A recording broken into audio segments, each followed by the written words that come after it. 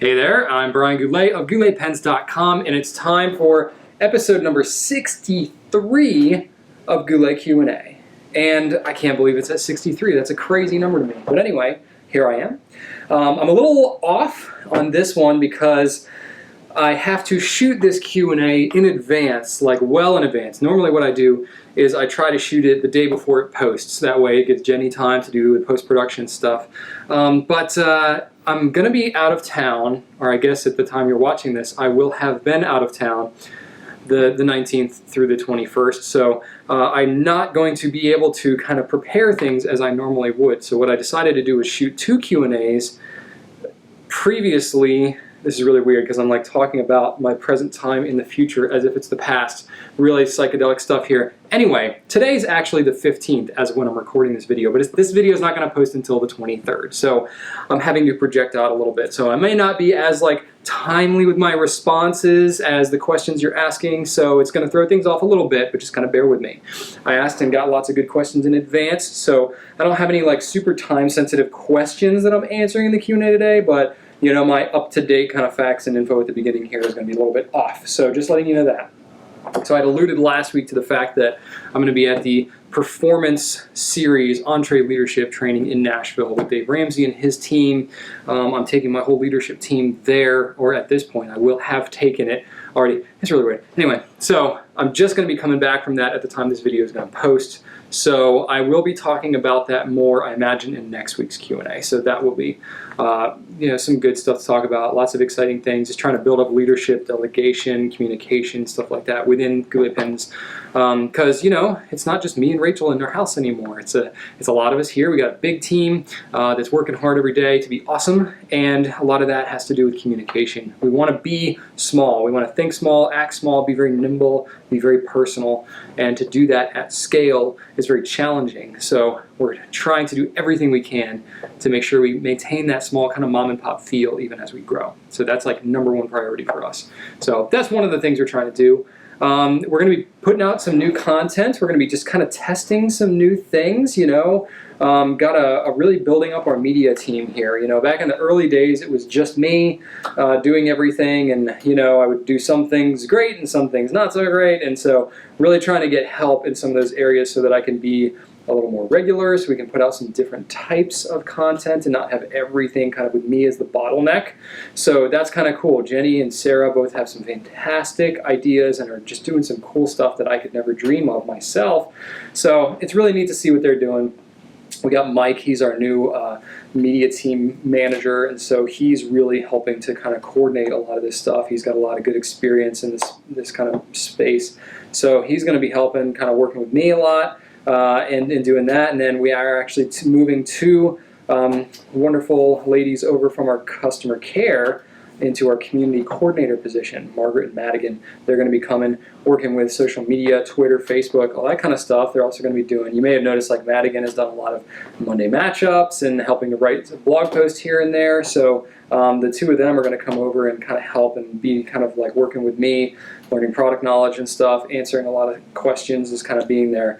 I've been doing a lot of social media. Rachel has in the last couple of months, and our time is very split, and so we can't be as dedicated to it as we'd like. So we're trying to kind of help build that up a little bit. So along with that, we're going to be trying out some new content, some new things, just doing some new stuff. So should kind of freshen things up a little bit. I'm still going to be doing my thing. Like, don't worry about me. I'm going to be, good old Brian Goulet here, but there's going to be some new kind of fresh stuff coming out from us. So that should be really kind of neat to see. So just kind of giving you a heads up there. I guess I'll go ahead and kick it off with questions this week. First one is from Nancy D on Facebook. What's the best method for filling pens without getting your fingers inky? What's the best way to carry pens so that they don't leak? I've got 3 pens going at once. Stored up, stored down. How about when you're not using them for a while? Up, down, horizontal. Okay, so you got a couple of different kind of things going on with your question, Nancy. The first one is, what's the best method for filling? I have to do that again. Best method for filling your pens without getting your fingers inky. Practice probably would be the number 1. Personally, I like having inky fingers, so I don't really try that hard not to. But then I'm in a different situation. Like for me, if I'm shooting a video, like my hands are clean right now, and I kind of feel bad. I haven't filled a pen today. All my pens I just recently filled yesterday, so yesterday my fingers were beautifully inky, and today they're clean, and it's just kind of boring. So I'm probably in a different situation than most people, because for me, having inky fingers is like a bragging rights or rite of passage or something. Like, we all fill pens and clean pens and stuff so much around here, it's almost like weird if you have normal looking hands. So for us, it's more of a conversation starter than it is anything else. It's like if you got this crazy looking red ink, like, oh my gosh, what is that? Is that Red Dragon? What are you using? So we try and like guess each other's ink. It's to the point where like, Rachel and I, we think in ink so much. If we're looking around and we're like going to the store, to pick out paint or something, we're looking to get some paint samples, we're going to paint our bathroom or something, we literally refer to colors like, oh, this is kind of like an Apache Sunset kind of color. I don't know if I want that. Or maybe I want more of a, I don't know, what if we went with a, Poussiere de Lune kind of color, so like we're literally referring to paint colors by ink. So that's just the life we live. I think that's when you're really in it so deep that you're just a lost cause, when you start referring to to things that you see in normal life as ink colors. But anyway, so yeah, the fingers inky thing, a lot of it comes with practice. Most of the ink situation that you run in either comes from when you're trying to fill and your fingers touch the rim of the ink bottle. So when you open up an ink bottle, if you kind of wipe it with a paper towel, that can help in that respect. Also, the other inky finger part comes from when you go to wipe off the grip of the pen. So really kind of the best trick that I have for not getting ink on your fingers, if you care about that, well, first off, you can wear gloves. I know some people that do that. Like if they're at work and they just really can't have inky fingers, they put on latex gloves and they fill their pen, and then it's like no big deal. That's totally acceptable. Using a paper towel, and you can use like layered up pretty thick, like several paper towels. You ink your pen and all that stuff. Make sure you're not touching the bottle or anything. And then when you go to actually wipe off the nib, the grip of the pen, that's usually where you start getting into getting ink on your fingers. Because if you use a very thin like tissue or just a single layer of paper towel or something, you'll soak up the ink off your pen, but then it's going to bleed through the paper towel and get on your fingers. Like I find that for me, that's where most of it comes from. So if I like layer it up fairly thick, like 4, 5, 6 layers, whatever, and then I wipe it off, it's not going to soak through on my fingers, and it lessens my chance of having ink in fingers quite a bit. That said, I actually like getting ink, so I don't really care that much when I'm filling my pens. Best way to carry pens so they don't leak, carry them nib up. So if you got a pen and you carry it, horizontally, like in a purse or something, it's shaken back and forth, it's going to get ink. It's going to increase the likelihood of getting ink like on the grip, and then when you pull it out, you touch it and you get inky and stuff like that. So carrying it nib up, if it's possible. I have a backpack that I carry all my pens. All mine are always pointed nib up. So for me, it's really not an issue. I don't toss my backpack around because I have my laptop and stuff in there. So just making sure that you have the nib up will greatly increase your chance of not having ink and stuff coming out of your pen. If you store it nib down, it's going to be the most likelihood of that happening. You got 3 pens going at once. Gosh, I can't remember the last time I only had 3 pens inked up. I think right now I have somewhere around 30 pens that I need to clean out. When I say I mean I'm going to have somebody else here on my team help me out with that. I'm at the point where that is a really helpful thing for me to do, and we've had, we had our big holiday ramp up, and now we're down just a little bit, and it's just kind of nice to get a little bit of a break in January. But our team's got a little bit of free time, so I'm gonna get some help cleaning out some pens. That's what's gonna happen. But I've got a video called Fountain Pen 101 Pen Storage. It's a really kind of a hack video I threw together, but it talks about kind of the basic idea of how you store different pens. Personally, I store all my pens horizontally. There's a big debate about whether they should be nib up, nib down, horizontal. That's pretty much the only debates. No one really stores them at a 45-degree angle or anything, but basically it comes down to the pen itself. The pen will tell you how it wants to be stored. If you're storing a pen nib up and you go to write with it and it's super dry, try doing it horizontally. And if you're doing it horizontally, it's still really dry, try storing it nib down. It really depends on the design of the pen. A lot of the vintage pens, I think, a lot of people like to store them nib down. I don't know, it really just kind of depends. So test it, play around with it, see how it works best for you. But there's really no necessarily right or wrong. It all depends on how the pen is acting for you. All right, Amanda A. on Facebook said, I'm looking to get my first flex pen. What would you recommend? First flex pen, You know, this is an interesting one because purely by price point, the Noodler's pens are such an easy choice. $14 for a Nib Creeper, $20 for an Ahab or a Conrad. It's really tough to go wrong. Now the pens are a little bit finicky, so you gotta kind of know what you're getting into. The thing that I think most people getting into a first flex pen, they make the mistake of thinking, oh yeah, like they watch a video or something on YouTube of someone writing with flex, someone with a lot of experience, or maybe a custom grind on their pen that's made just for them.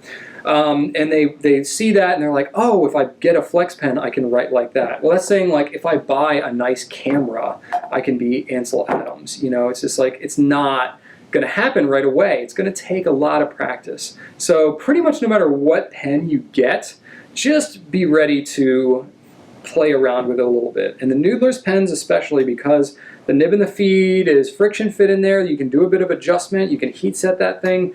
There's going to be a little bit of a learning curve with any of these flex pens, but I still would recommend, probably the Noodler's Ahab is one of the most reliable, consistent Noodler's pens that's out there. The nib and the feed on that pen, I think I have one here handy. The nib and the feed on that pen, not that I can really show you in close detail, but it will, I have a different nib on here anyway, it will fit only in a certain way, a certain orientation on here. So it's kind of locked in a little more positively than it is on the Nib Creeper or the Conrad. So it's a little less problematic in terms of flow on the Ahab than it is on some of the other Noodler's pens. So that is a good one to go with. The Namiki Falcon, or the Pilot Falcon as it's now being called, is also a good one. It's more expensive. It's $144. So it's definitely more of an investment. So that kind of right there makes it maybe not the best first one, but it is a pretty universally loved flexible pen. So those two would be kind of my choices. And another thing with the Ahab is there's 60 different colors that you can get, so you can really kind of personalize it. Gary W. on Facebook, have you ever used a Nib Meister? If so, who was he or she? Who are your favorite and recommended Nib Meisters? I'm sure you met a number of them at pen shows. I'm thinking of sending one of my pens to Pendleton Brown for his BLS grinding. I gotta admit, I actually haven't really used a Nib Meister in the traditional sense of I'm just a guy, I'm going to mail a pen to a Nib Meister, have them work on it, mail it back. So I haven't really gone through the experience like that with a normal Nib Meister.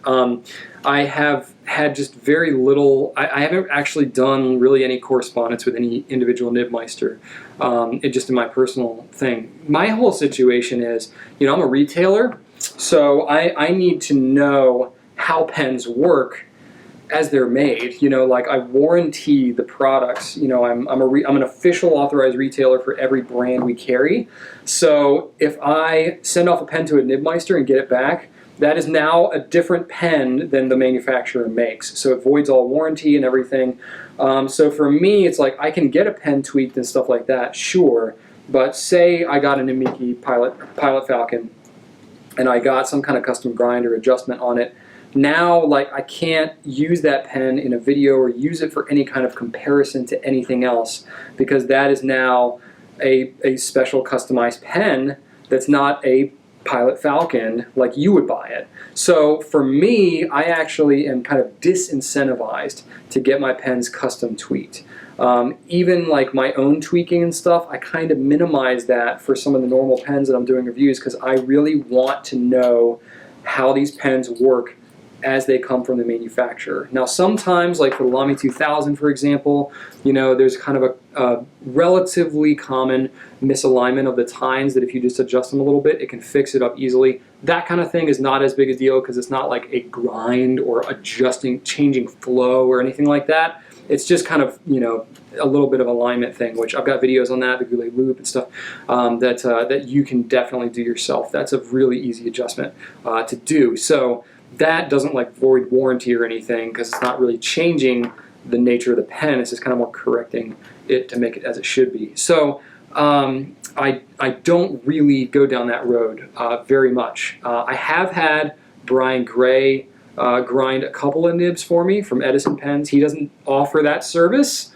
Really, very much. He will offer it on his custom pens, if you're ordering from him. And I've done that situation a couple times. I've had him make me a custom Premier out of this gorgeous material that, he can't get enough of the material to be in a production line, but, it's kind of a personal thing. I ordered that pen and had him do an italic grind on it for me before he was doing that. So it's kind of a finer italic, like a 0.8 italic, and so that was a grind that he did. I also had him tweak a Pelican M800 italic that I have that was not really writing great, and he helped me out with that. And I've gotten other pens that I've purchased from other people that have had an adjustment by Richard Binder or Mike Masayama. I don't have a lot of them, but so those are ones that have been adjusted but then come to me. So I don't have any type of relationship per se built up with any Nib Meister. I mean, that's one question I get asked about a lot, and it would seem to be a very natural fit. And I admit, it would be genius to have, an in-house Nib Meister here at Goulet. I would be the first to admit that. If I just had, boom, Nib Meister that lived in the Richmond area of Virginia and wanted to be here, I could keep them so busy they wouldn't know what to do with themselves. But the problem is, none of these Nib Meisters need my business. That's really what it is. None of them need really any additional business, because anyone who's any decent at doing grinding, they're already booked. They're already booked months out. And so, that's kind of the situation. So it's I don't have any established relationship with any of them because they already are just so busy. They don't really need that relationship. They have a good reputation on their own. I'm thinking Pendleton Brown, John Modishaw, Richard Binder, Richard Zorn, Pendleton Brown, Mike Masayama, and there's others out there that I don't know as well. I don't even really personally know people that many. I've met Pendleton Brown. I think I met John Modishaw once. I've never met Mike Masayama. I've seen him at the DC Pen Show. And then I have taken Richard Binder I know probably better than anyone. I've met him several times, and I took his nib grinding class that he taught at the DC Pen Show last year. So that was kind of neat to get to see a little more in depth of how he does things. And he's trained a bunch of other people that I kind of know, kind of just in the industry. But we're all spread out throughout the country. So unless you're in the pen show circuit and you're really working with them regularly, you're not going to run into them all that much. So that's kind of my situation. I don't have established relationships with any of them. I can say who they are and just talk generally about what their reputation is like. But I don't really know in depth much more than you do, just from kind of reading on Fountain Pen Network and other places, and just kind of the reputation that they have. So that's kind of the situation where I'm in. So yeah, that's about it. Irma R on Facebook. Will you be accepting pre-orders for the 2015 Copper-Orange Lamy Al-Star? No, we don't do pre-orders, and you can look on the FAQs at gouletpens.com as to the many reasons why. Just a brief kind of rundown. I don't like pre-orders because I don't like taking money for things I don't have. That's kind of just a fundamental thing that I don't like to do. I've talked in a couple Q&As ago about why we don't do layaways. That's kind of the same situation. I'm not in that business. I want to make sure, I want to be, we have a value here at Goulet that trust is our currency. And for me, it's I want to make sure that I am going to have the stock before I take your money. That to me is a trust thing. I cannot, we did pre-orders once early in our company's history. It was the second batch of J-Herbon Rouge Hematite back in summer of 2010. We had one shipment that came in. We got 10 or 15 bottles. It was a very small shipment. We were small fish back then. And so we got one shipment. It sold. The ink really took, it was a brand new ink, but it really took off. Everybody wanted it. So the next shipment we got, I think, was 20 bottles. But we had taken a pre-order kind of wait list. Actually, no, we didn't. Correct me, I'm using my language wrong. We've never actually taken money in advance for something that we haven't gotten in. The only exception of that is a special order. When we special order a pen, we take the money and then we place the order, and that's only because we get into a challenging situation with returning it if that thing backs out. So that's the only situation where we'll take money in advance, and that's just because we have to pay for it in advance and that kind of thing. But and in this kind of pre-order situation, even as I'm talking now, I'm remembering that back in 2010, we didn't actually take anyone's money before the ink came in. All we did was had a wait list per se. So we like guaranteed people in order of when they contacted us that we would have the ink for them when we got our next shipment in. This was late summer of 2010. And what happened was, I remember it fairly vividly, the numbers might not be completely exact. I think we had gotten something like 20 bottles in, and we had like 23 or 24 people on our wait list. Now these days, for an ink like that especially, the numbers are much higher, the stakes are much higher. But back then, like what happened was, I was like, yeah, we're going to get the ink in, and I'll make sure that you get a bottle. And what happened was, the first 20 people, great, they were thrilled. The last people were like, hey, you know, you told me you were going to have a bottle, and you don't have a bottle. And I was like, yeah, that really kind of stinks, doesn't it? And I was like, I don't know when I'm going to get more of this ink. I didn't, you know, I asked for more, and I didn't get it. So now I'm just kind of sitting here telling you that, you know, and so what happens is, if you place a pre-order or you get on a wait list or something like that, I don't get the proper stock in, which happens all the time because this is a small niche business, you know, niche industry. Oftentimes we're limited just by stock that's manufactured or who, you know, what part of the world it ends up going to. Happens a lot. Lamy is a great example that sometimes we just don't always get what we want. So what ends up happening is, you don't buy it somewhere else. You trust that I'm going to have it for you, and if I don't deliver on that, I've let you down a lot. And now you have to go and scramble and try to find it somewhere else, which chances are, if I didn't get the stock, most other people didn't get the stock they asked for either because they were shorted. And so that makes you really frustrated, and just, you know, especially if it's a pre-order, and I'm actually taking your money and telling you I'm going to have this pen, and if I don't get it in stock, man, you're going to be pissed. So I don't promise that. Like, I just cannot take that on because I can't guarantee that I'm going to have the stock. So that's why I don't do that. Now, these days, like, Lamy is better than some others with a new product because usually it's not as big a deal, but, you know, I don't want to play that game. I don't want to do that. So for me, I would rather potentially lose some business by not pre-ordering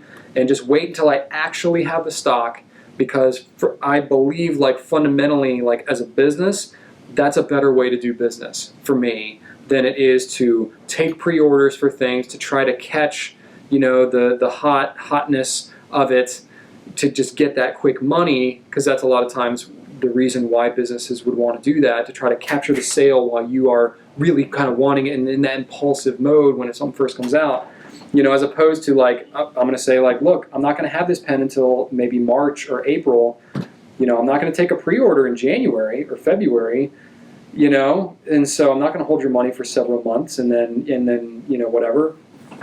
It's kind of a double-edged sword, because I know, you know, you would probably love to just place that order and make sure and not have to worry about it a couple of months from now, and there's certainly a case to be made for that. But it's the kind of thing, like, if only a few people do that, great, it works out well. If a bunch of people do that, man, it just really just screws things up and makes it hard to please everybody, and you end up over-promising, under-delivering. So that's kind of just the root of it. So I don't play that, you know, but the Copper-Orange Lamy Al-Star, I don't know when they're coming. I don't have a product code to set up on our website yet, which is why it's not there.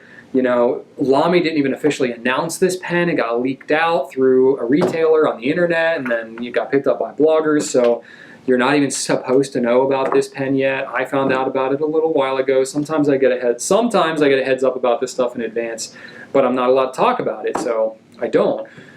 But now it's like out there, the cat's out of the bag. So, you know, it's kind of situation like we're you know, I'm not ready to even put it on the website yet because, you know, we don't have the proper information on it. But generally I can say, like, it's going to come in the spring. That's usually what ends up happening.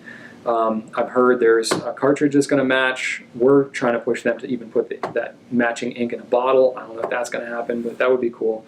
So that's the situation I'm in. We're going to have it. I know we're going to get a fairly decent stock.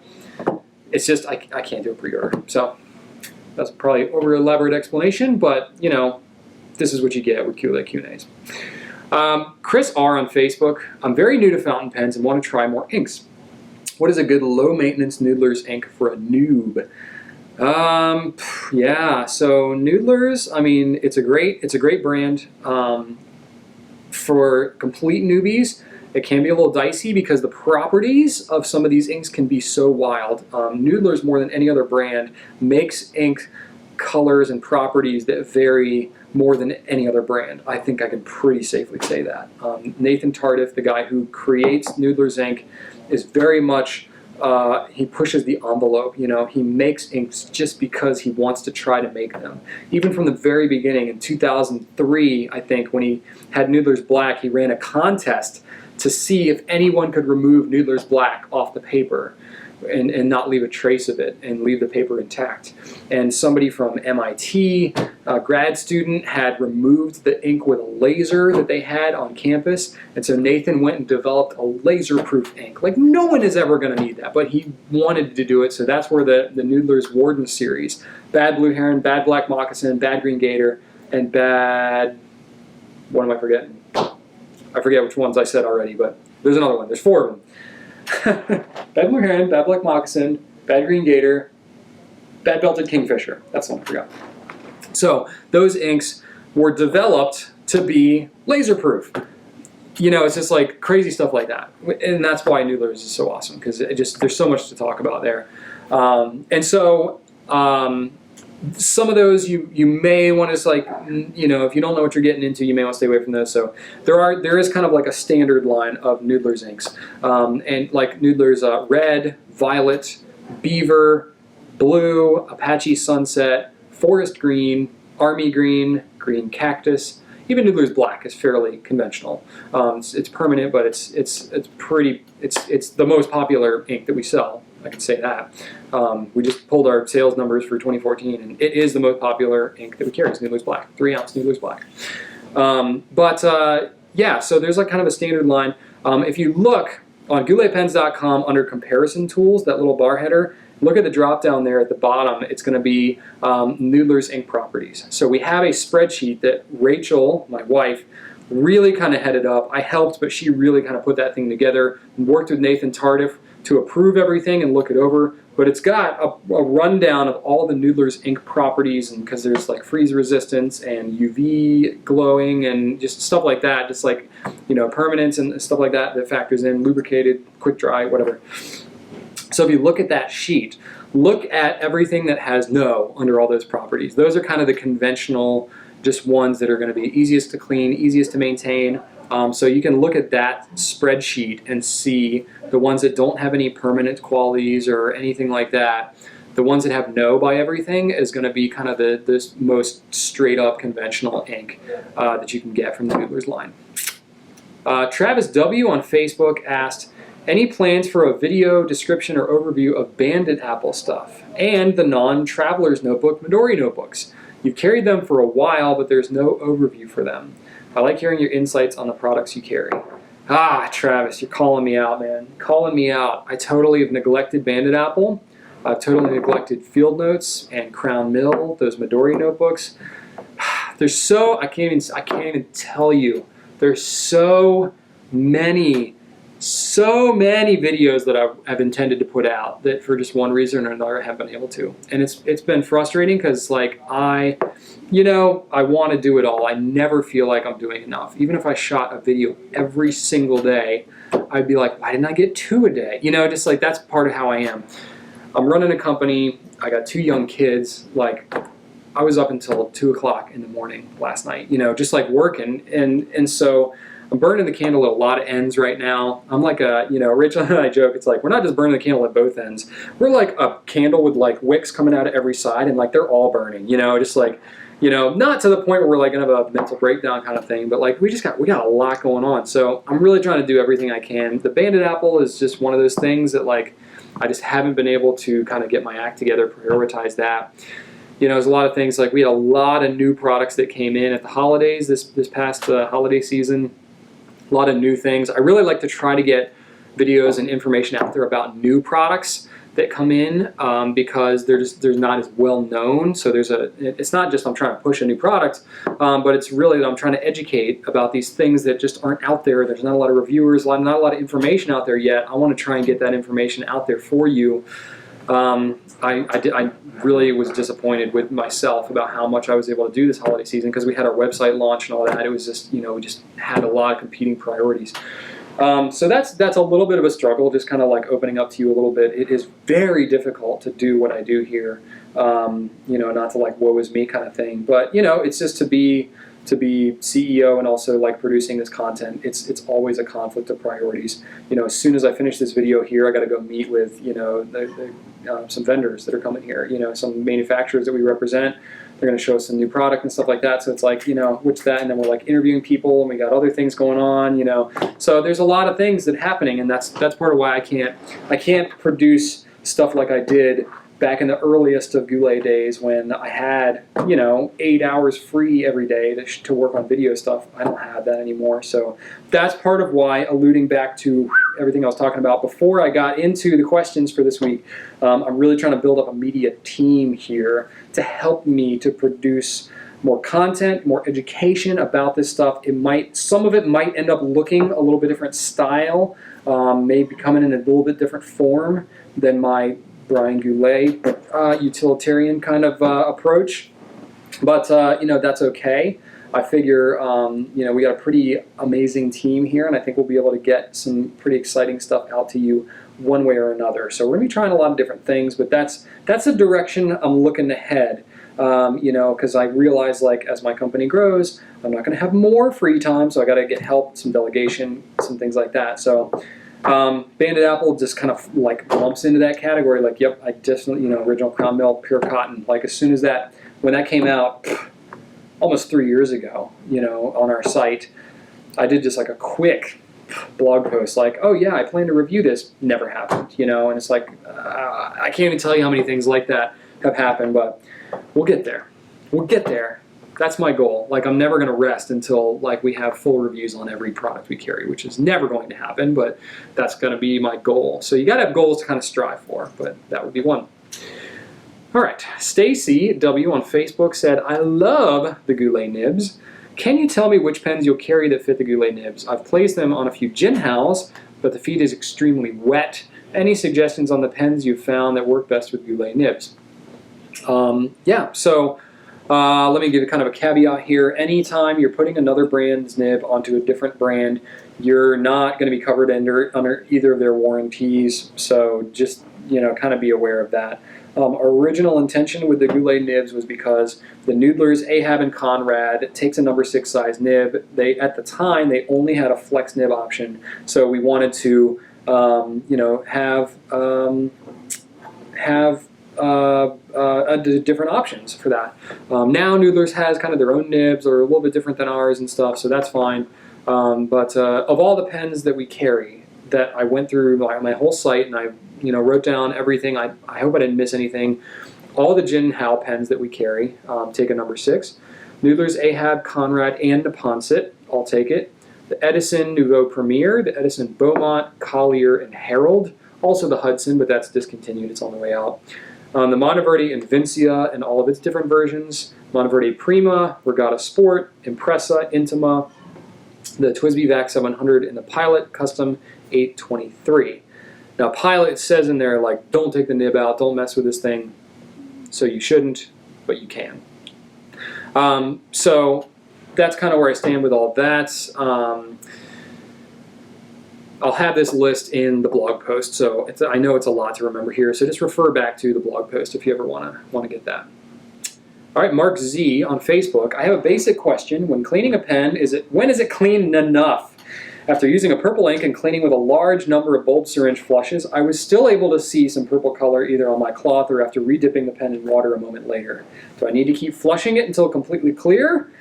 How many syringe fulls does that take? Is the answer different if you go to re-ink the pen with a different color versus shoving it as part of a pen rotation?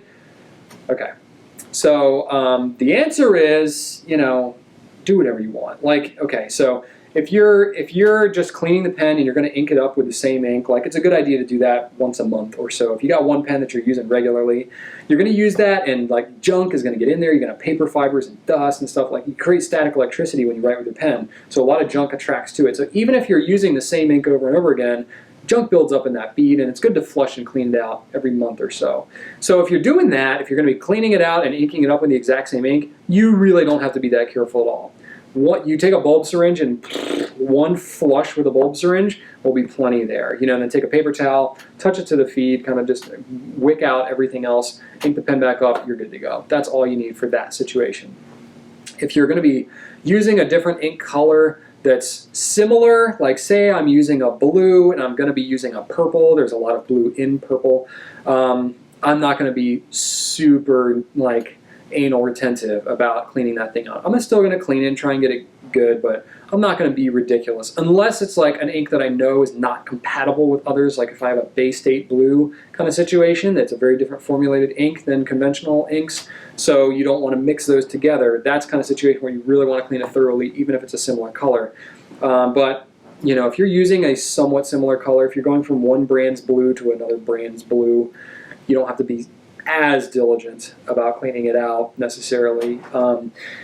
The kind of situation where you really will want to clean it out thoroughly is when you're kind of crossing those known incompatible brands, or if you are changing colors drastically, like especially if you're going from a dark to a light. Like if I have a purple in my pen and I'm going to a orange or a yellow, I'm going to make sure that purple is really out of there, okay? So to answer your question specifically, if you're flushing it and color is still coming out, that means there's still ink in the pen. You need to keep going with it, man. So that's the situation. If it takes 500 flushes, it's not going to take that, but that's what you do. You get the thing clean. That's kind of how it goes. You got to keep cleaning it. The bulb syringe helps tremendously. 6 to 10 flushes though, that should be clean after that. When you're running into that kind of situation, that to me tells me there's ink hanging up somewhere in the feed or around the nib of that pen that the flushing is not necessarily getting it through. The way that pens work in general, you know, is you're going to have a filler hole that's going to be in a separate place than where the ink actually comes out in the tip. So what happens when you're flushing, you're really forcing a lot of ink out through there. You're forcing it back out through the filler hole for the most part. It's going to run over and around the feed and stuff like that, but there's going to be nooks and crannies up in the feed and all that kind of thing, where if you're just doing a fast blast, a flush through there, may not get some of those nooks and crannies right away. So you may want to try flushing it a little bit slower. You may want to try soaking the pen in water a little bit. Or you may want to, if the pen's got a removable nib, a lot of times that helps tremendously, because that's where the ink hangs up a lot of the time, is around the feed in the grip section. So if you take and you can pull the nib and feed out of there, if it's friction fit or easy to do, then you can just like flush water directly out of there. You can flush the nib and the feed out themselves. That will cut down your time tremendously. And it's going to vary by pen as far as doing that, but you know, doing that kind of thing helps you get to know your pens a little bit better, and so on. So that's kind of where I stand with that. John Y on Facebook: can the Platinum Modern Mach-E fountain pen cranes be posted? It seems like the screen printing is exposed. I'm worried about it rubbing or chipping off if I post it. Is there a clear coat on top of it, or is it not recommended to post? This is interesting because this is a pen that we're actually discontinued due to slow sales. The pen's still being made, it just didn't do really great for us. I have the Phoenix right here personally, not the cranes, but it's a similar kind of thing. So it's a Mach-E, but it's basically like a screen printed kind of Mach-E. It's not necessarily hand painted every step. There's like parts of it that are, but you know, it's there's no kind of clear coat over top. So yeah, like theoretically you could ultimately scrape this stuff off. I really haven't heard of that being an issue though. We've carried this pen for years. I've never had it be an issue. I've never had an issue with my own pen, and just the way that these things post is not as concerning in that respect. Like obviously when it's posting, you know, it looks like it's rubbing and touching on there, but the way that this pen actually grips when it posts, it has an insert, a plastic insert in the cap that is fitting around the end of this pen. So that's really where most of your gripping is coming from. It's not gripping right around the edge. So you don't have to be as careful with it unless you like have a habit of like twisting your cap or doing something, you know, like that. I don't think you have to be overly concerned with it. Not to say that it couldn't happen. So if you are seriously concerned about it, you know, I would just not post the pen. But I haven't yet had that be an issue. That's kind of all I can say about that. Jeff M on Facebook: What are some examples of decent eyedropper pens? I've given up on Preppies as they crack very easily. I've used them for pen and ink drawing and occasionally writing things on my sketches. Okay, here's the situation. I actually don't have that many pens that are truly eyedropper convertible. The truth is, most pens have some kind of metal component to it that keep it really from being eyedropper. So that's kind of about it. Actually, I just thought of one, so I'm going to add it to my list. Okay. So, you know, certain pens like, actually I'm thinking the Falcon. I haven't actually checked if the Falcon is eyedropper convertible or not. So the situation with eyedropper conversion, the reason that most pens are not eyedropper convertible is because they either have some kind of hole or some kind of fitting or something that's not airtight that the ink could leak out of. That's one situation. Or the other, much more common situation with why most pens are not eyedropper convertibles because they have some kind of metal component on the inside. For example, this is a perfect example, the Bergonia Platinum 3776. It's got a metal part right here, which if you eyedropper converted this, the ink would just be chilling right up on this metal. You know, if you've got a gold or a stainless steel, that'll hold up well to ink. But most of the time what you're dealing with here is some kind of chromed brass or chromed something, you know, or maybe aluminum or something. I don't know. It's not often that this part would be made of stainless steel. It's practically never the case. So the reason you can't eyedropper convert is because chrome-plated stuff like this will corrode with prolonged ink exposure. So it would be fine for like a week or two, but then it would start to corrode. You get pitting, rusting, that kind of stuff. It would not be pretty over time, especially because some inks have a very, you know, high or low pH, which affects the corrosion even more. So that's why you can't eyedropper convert most. So you have to have a pen that's basically all plastic internal parts, and then it has to be airtight as well. So it's not that many pens. So the ones that I came up with, I may miss one here and there. The Kaweco Sport would be a good alternative to your Preppy. Noodler's Ahab is eyedropper convertible. You can take out the piston mechanism and convert this to a gigantic eyedropper. Any Edison pen, except for the Beaumont, is the only one that you can't. But any Edison pen you can eyedropper convert. The Pilot Prera you can also do. I need to check on the Falcon though. I never really thought about that. I think I've been asked about it before and I didn't get around to actually testing it. The Falcon doesn't have any internal components that are metal. It does have this metal trim ring up here, so that would be my only concern about it, would be, is this going to be airtight up here? I don't know, that would be a good question. Has anybody ever eyedropper converted a Falcon before? And how did that go? I'm curious. That's not the question of the week, but if you know in the comments, I'd love to hear it.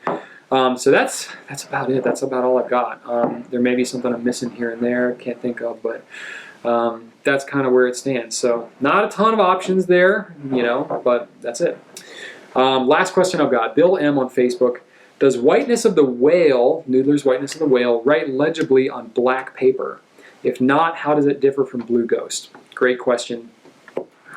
Whiteness of the Whale does not write very legibly on black paper. Whiteness of the Whale, it's a white ink, but it is not a whiteout, or it's not, you know, it's not a white gel pen, or it's not a white ink like you would expect with a calligraphy like dip pen ink. You know, basically in order to get white, you need pigment. You need some kind of pigmentation, and a pretty hefty one at that. And pretty much, you know, from what I understand from talking to people in the ink business, to get things like gold and, well, with a rare exception, like you got like the Jeroboam Stormy Gray and Rouge Hematite and stuff that have some gold in it, but in general, to get like a gold color, silver color, a white or some other color like that, you need to go with pigmentation, and that gets really challenging to make. And I don't know anyone who makes a white ink that it would work on black paper. Whiteness of the Whale is essentially like a milky white, a milky color, which its reason for existing, number one, it has bulletproof properties, so it can add permanence, permanent qualities to your ink, especially if you want like a fraud resistance type property. That's a big thing for noodlers.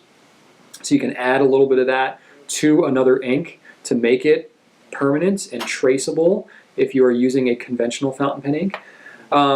Or the other reason is to lighten up the color of something. So if you have a really dark blue and you want to lighten it up to a lighter blue, you add Whiteness of the Whale. It's kind of adding a white tint to your blue. It lightens it up. If you take a red and make it pink, take a purple and make it less purple, so that's really why whiteness of the whale exists. The bulletproof properties and to lighten up the actual color of another ink. It doesn't really work as a standalone ink on much of anything. So that said, it is a little bit different from Blue Ghost. First off, whiteness of the whale is more expensive because of how it has to be made than Blue Ghost. Blue Ghost, if you're looking for an invisible ink, that is a good one. Blue Ghost also has kind of that same goal that whiteness of the whale has, of you can mix it with another ink to give it permanence, because it is bulletproof. What Blue Ghost is actually, so it will not wash off, and so you can add Blue Ghost to whatever ink you want. It's not going to change the look of the ink, but it will make it so that if you put under UV light, it'll be traceable. So if you have a conventional ink that you like to use, add a little bit of Blue Ghost in there. You may want to test it in a small batch just to make sure it mixes okay. Let's get that caveat out there. But you added its Blue Ghost in there, and it's going to give you some traceable qualities to it. So if you're worried about check fraud and stuff like that, you can have some traceability to your ink. That's kind of a neat little thing. Or what you can do, the coolest thing I ever heard with Blue Ghost is someone who, they were engaged, fiance was serving in the military overseas, and they wanted to write letters to each other, but kind of the gentleman who was in the military, they get letters and stuff, and sometimes his buddies would want to read the more embarrassing parts out loud, but the fiance could write the more personal aspects of the letter in Blue Ghost so that it was invisible, and only he knew to use a black light to read that part of it. So that's kind of that's one of the coolest uses I've heard for Blue Ghost. But you can do kind of the same thing with whiteness of the whale, especially if you're writing on white paper. Whiteness of the whale will appear to be kind of invisible, but they have some overlapping kind of uses and properties, but they are two very different inks in kind of that respect. But that's kind of the neat aspect of it. So that's all the questions I'm going to have for this week. I do have one more question that I actually wanted to turn into the question of the week. So I'm gonna solicit some of your feedback on this one, partly because I just didn't have a good answer for it, and so I kind of copped out a little bit, but also because I thought it was a really good kind of creative thing. Maybe I'll end up posting this on Facebook or something too, just to kind of get some creative ideas. But I had Way L on Facebook ask me what would be my superhero name, and the name they came up with was Blue Finger, which I thought was pretty creative. But I don't have a better idea. I need to go ask Drew, because he's really big into the comics and movies and stuff. But I'm very curious to know, if you had to come up with a superhero name for me, what would that be? So just kind of an interesting thing coming off. First time I've turned a question of the week from a question that somebody's asked me, so we'll give that a shot. So that's all for this week. Thank you so much for checking in, seeing how things are going. I love to hear your feedback, so leave me some comments. I'm hoping to free up a little bit more time, kind of stay on the comments a little more. I've been slacking in that respect, and I'm sorry you hear I've got a lot of things going on, but it is important to me. I will try to be on it more. But I love to get your feedback. If you want to ask any questions, you can do so through the blog, through the YouTube comments. Facebook is where a lot of them come from, Twitter, email, lots of various ways. So just find me in some way, say I have a Q&A question, and it'll get to me somehow, okay? So that's all for now. Hope you have a wonderful weekend, a great rest of the week, and right on.